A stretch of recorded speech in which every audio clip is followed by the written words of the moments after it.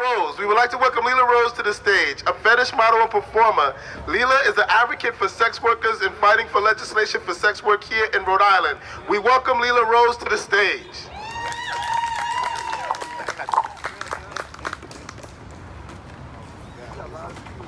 Umbrellas, cool but not wieldy. So I want to start with Happy Pride Month. And I want to make sure no one ever forgets, Pride started as a riot. Pride started when a trans woman of color threw a brick at a police officer because she was sick and tired of being criminalized. And I don't think, Happy Horse Day! I don't think it's a coincidence that this day celebrating sex workers is in Pride Month, because all of these criminalized aspects and marginalized parts of society, we are all connected and we all have to move forward together. So, my name is Lila, and I'm here speaking to you as someone who works as a fetish and erotic model and performer, as a cam girl, and as a consent educator. So I'd first like to touch on the stigma of being in the sex work industry. Most of the time when people hear sex work, they think of prostitution, but it is an enormous industry, the bulk of which is legal. Not only are the vast majority of Americans consumers of some aspect of the sex industry, whether it's watching porn, buying sex toys, chatting with a cam girl, hiring the services of a dominatrix, it's an industry that employs an enormous number of people, many of whom, like me, are disabled or disadvantaged in some way. I seriously considered wearing a mask to speak up here, because despite the fact that everything I do is completely legal, and I have many wonderful people in my life who support me and what I do, there are people in my life who have legitimate concerns about the repercussions of my being publicly identified and connected with them. Let that sink in a moment.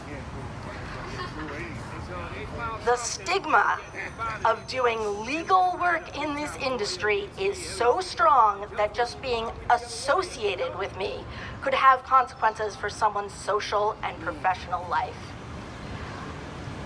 And most of the focus on this work is on the illegal aspect, which increases that stigma 1,000-fold. That's a hard thing to deal with, and that doesn't even add in the harassment that we are constantly subjected to as being seen as lesser for exercising our sexual identities. Aside from the fact that many of us genuinely enjoy our jobs, the fact is that many of us don't have other options. As someone living with a relatively severe disability, there aren't many professions open to me.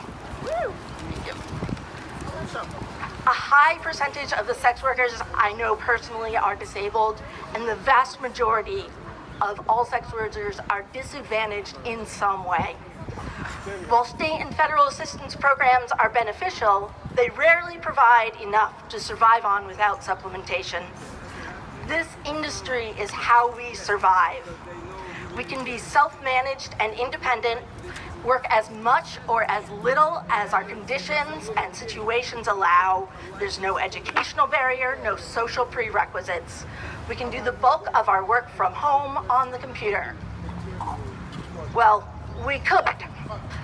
With the passage of FOSTA-SESTA bills, working in a safe home place, is quickly becoming impossible. The sites where we advertised openly are gone. The sites that allowed us to share important information and work safely are gone. The remaining sites and social media networks where we advertise and promote, we have our profiles, communicate with people, those platforms are scrambling to erase our presence. We and our livelihoods are being scrubbed. Without access to online resources and very few other options, many sex workers are already struggling for a livelihood and turning to more illegal, much less safe street work. This puts them at much higher danger of what the problem is, which is trafficking. that the bills are supposed to help with. And they do very little to solve the actual problem. Now there's a bill sponsored by Elizabeth Warren that has already passed the House and is in the Senate, called the End Banking for Human Traffickers, Senate Bill 952. This bill would allow the government and banks to seize and shut down the bank accounts of those suspected of sex trafficking. No distinction is made in any of these bills between consensual and forced sex work. If the government suspects that maybe you are having sex and gaining from it in some way, your bank account can be seized and shut down. Not being able to have or open a bank account is beyond crippling. We do not live in a cash-based world, and without a bank account, it is impossible to receive payments or pay bills. People are already forced offline to do street work. We are also going to be homeless very shortly.